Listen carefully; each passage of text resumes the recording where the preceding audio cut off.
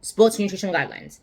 The funny thing is that people want to look like these fit, athletic people, yet they don't see themselves as someone who is going to eat like an athlete. An athlete fuels for performance. An athlete fuels for recovery. They spend most of their time away from dieting. You want to look like these people, but you're not willing to do what those people do because you don't think that is a way. It seems too simple. And as soon as you get rid of all the frills, all the additives, all the salt, sugar, whatever that is, you're left with the bare basics of just basic food. And that is the same with nutritional information. As soon as you get rid of all the frills and fluff online, and we tell you as it is, because I could easily say, hey, I got this body, I'm low carb, I do this, I do that, that sells. Just like people do with their booty workouts. They do these banded things. And I can assure you that they did not grow their booty doing booty band workouts, because that shit is grown from lifting heavy ass weight.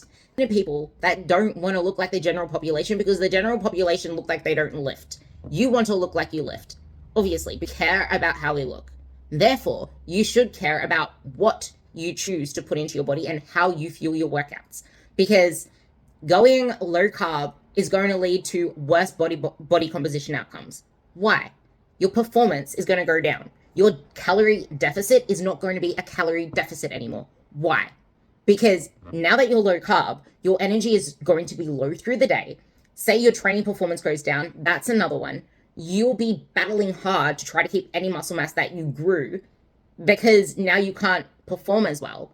And then your recovery goes down. So now, because your recovery is down, your energy through the day is now down even more because you're tired. And then go to adding more cardio, go to adding more HIIT because now results aren't coming. Now you're depleting yourself more. Where do you think you're going to go from there? You want to perform like an athlete, you need to fuel for it. And if you want to lose body fat at the same time, you still need to fuel for it. It's just you want to fuel for it while keeping in an energy deficit.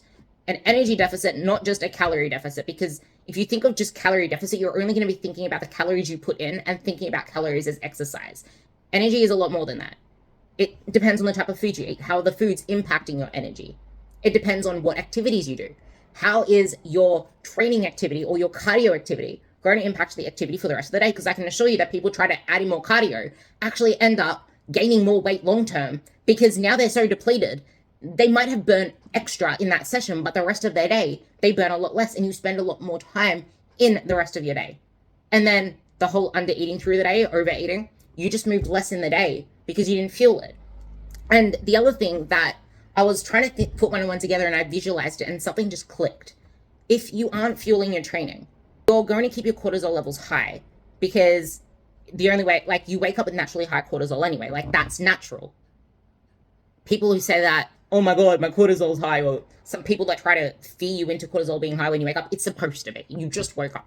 But say you're not fueling your training. Training is a stress, cortisol goes up. Say you haven't fueled that. Say your recovery is now here, you didn't fuel it, your recovery is going to dip down even more.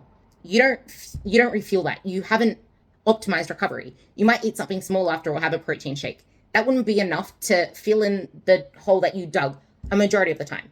Then comes nighttime. Your body is going to be wanting to make up all that energy back. It's going to be wanting to be recovered. So you're going to feel a lot more depleted at the end of the day, wanting to have all of these extra carby, sweety, salty snacks towards the end, and probably still not feeling satisfied after that because your body didn't get its chance to be at its best in that period of time. And that's something that I found as well. And this is especially true when you're in a deficit because you're already in a depleted state. Like maybe if you're in maintenance and surplus, it doesn't matter as much as it does in a deficit. When you're in a deficit, this shit matters.